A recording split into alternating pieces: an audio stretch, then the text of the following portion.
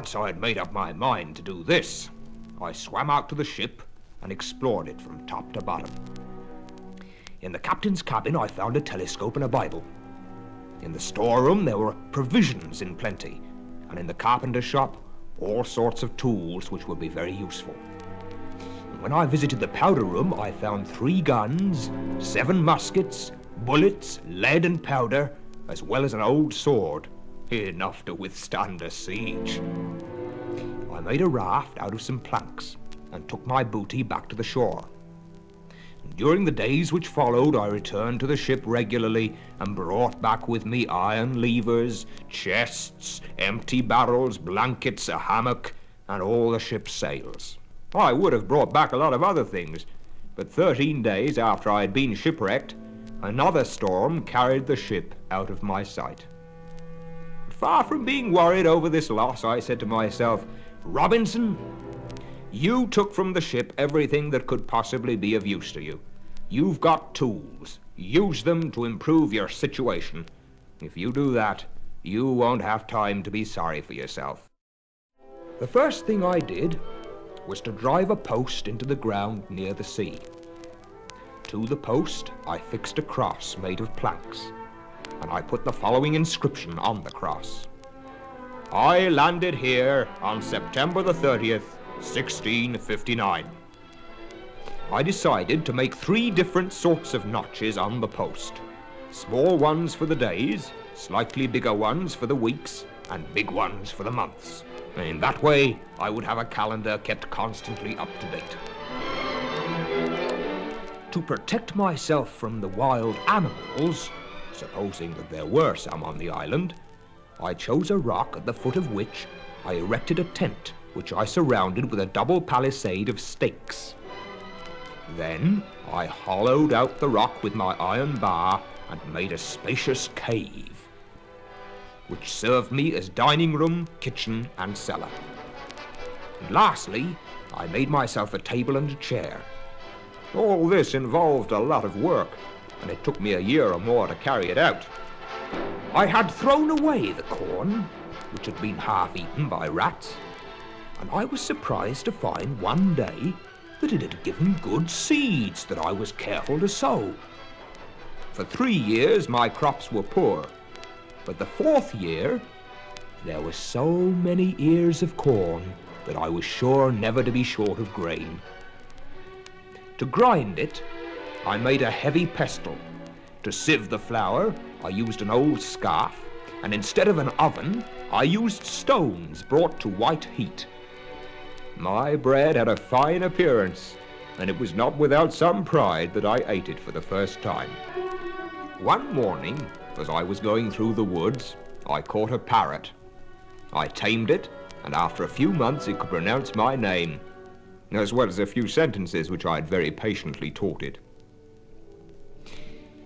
I was in the 4th year of my stay on the island when I decided to visit a tiny islet which lay some 3 leagues away. I cut down a big tree and hollowed out the trunk to make a canoe, but I made it so big and heavy that I was unable to launch it. I then made a smaller one, which turned out to be perfectly satisfactory.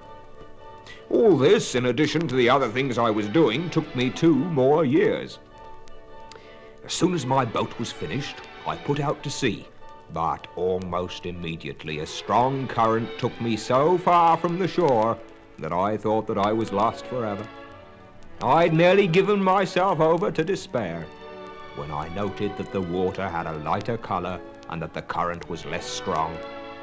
Filled with inexpressible joy, I rowed as hard as I could towards my dear island that I thought never to see again.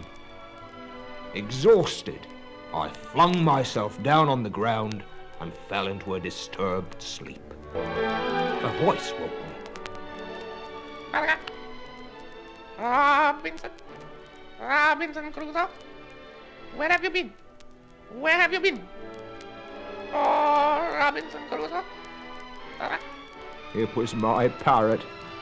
I took him on my wrist and went back to my house, where I spent several uneventful years. For a long time I had dreamed of breeding a herd of goats. I dug traps, and I was lucky enough to catch a big he-goat and 3 nanny goats, which I put into my enclosure. At the end of 2 years, I had a herd of 43 animals. With the goat's milk, I made butter and cheese, and with the skins, I made myself clothes, as well as a hat of rather curious shape. Certainly was unlike any hat that had ever been seen on the head of an Englishman before. One day, some 16 years after being shipwrecked, I discovered in the sand the marks of several bare feet. Footprints of savages. There was no doubt of it. Filled with fear, I ran back to my house, barricaded myself in, loaded all my weapons, and prepared to fight it out to my last breath. But the savages did not discover my retreat, and I found no further sign of their presence for a further 7 years. I'd almost forgotten about them, when about dawn one morning, I saw a light shining on the shore. Looking through my telescope, I made out 9 savages dancing round their fire in what seemed to be some sort of ritual dance. Going onto the shore after their departure, I shuddered with horror on discovering the remains of a horrible feast of human flesh. I decided to wipe them out if they came on my island again, such was my horror. 2 more years went by without them reappearing. And then, one day, about 30 cannibals came on shore, pushing 2 prisoners in front of them. They felled the first of the prisoners and immediately tore him to pieces for their informal banquet, while the second stood waiting his turn. Suddenly, escaping from his guards, he ran away as fast as he could, closely followed by 2 of his enemies. I decided to save him, and jumping from my hiding place, I sprang at the nearest of the pursuers, felling him with the butt of my gun. The second stopped to take aim at me with his bow and arrow, but I blew his brains out with a bullet. Terrified by the noise of my gun, the fugitive threw himself at my feet, begging me for mercy. Reassured by my attitude, he kissed my hands and placed my foot on his head as a sign of submission. As for the savages, they had been terrified by my intervention and lost no time in putting out to sea.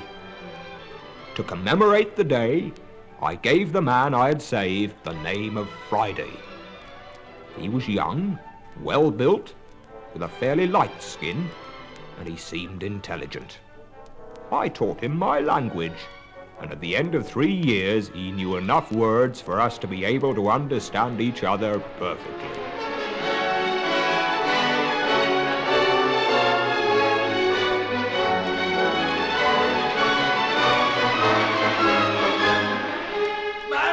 Master! What is it? Oh, over there.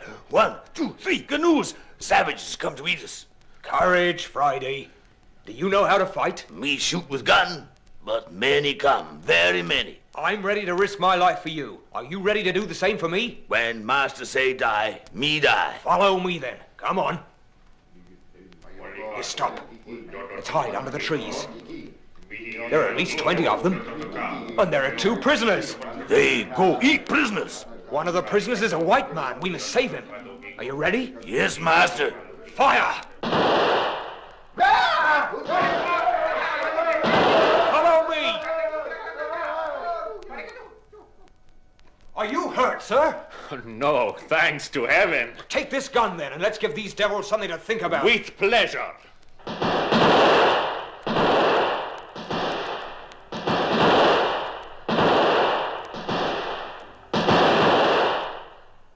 We must have killed about 10 of them. The others are fleeing in their canoes. My name is Fernandez. I owe my life to you, senor. But where's Friday? I hope he hasn't been hurt. Friday! Friday! Friday! Isn't that him talking to my fellow prisoner? Oh, yes, he must be questioning him. Mayoko, yalikiki, tontumontu, tontikiki, yokoko, kiss, kiss. Pitikili alukiki katako glog glog a kiss kiss. Preligatu. Yototok patutuki kiskis. What have you been saying to the prisoner? Do you know him? Yes, master. Me know him. Much like. He my father.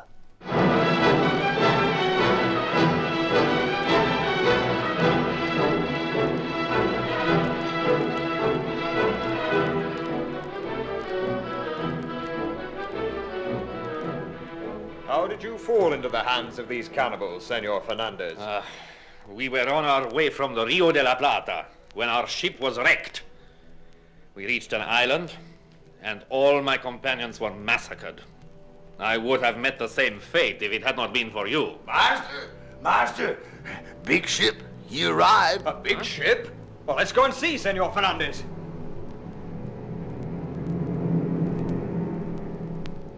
Look, it's an English ship. They sent a boat out to the shore. They've got a prisoner. English? They eat prisoners too?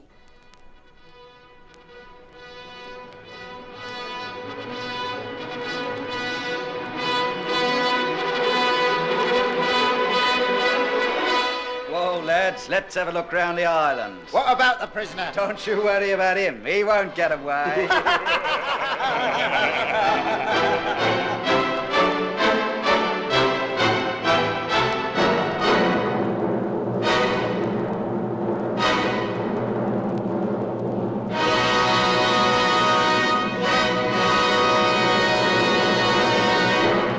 Drink this rum, sir. You'll feel better after it. Thank you. That's better. I'm Captain Johnson. My crew have mutinied, led by those rascals Atkins and Walcott. They've left me on this island to die of starvation. I can help you, Captain. But on two conditions. Oh, let me hear them, sir. First condition, as long as you're on this island, you're under my command. Aye. Second condition, if we get onto the boat, you take me to England with Friday, and you don't ask anything for our passage. You have my word of honor, sir.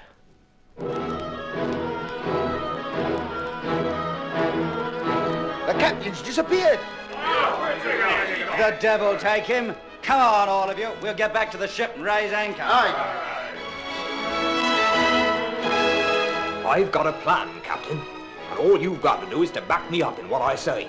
You as well, Senor Fernandez. Si, senor. Leave it to me. Don't move or I fire. Who's he? I am the governor of the island. A governor dressed in goatskin. I've got 50 well-armed men. If you resist, you'll be hanged. Senor Fernandez? Si, senor. Take command of the troops and surround the mutineers. Si, senor. I say, lads, this looks bad. Those that give themselves up will be spared. The others know what's coming to them. You won't get me alive. Yeah, there's the captain. Walk on. Fire at him. Don't do that, Atkins. Yeah, what's the matter with you, Bradley? You gone mad or something? It Let was me go. agreed that we leave the captain on the island. Nothing was said about killing him. We are not murderers. Everything that has happened because of Walcott and Atkins. That's right, isn't it? I say we ought to ask the captain to come back on board and take charge of the ship again. Will you come, Captain? I accept, Bradley. What about you others? That goes for us too, Captain. If your conduct's absolutely exemplary, I may forget everything that's happened. Thank you, Captain. Now, let's get back to the ship. We're making for London.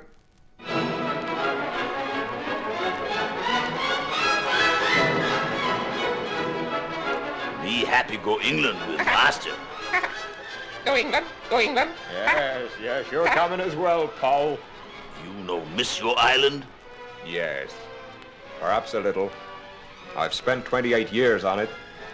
But London's a beautiful town. You'll see, Friday. Big houses, well-dressed men, and streets full of laughter. And people everywhere. People. People. People. People.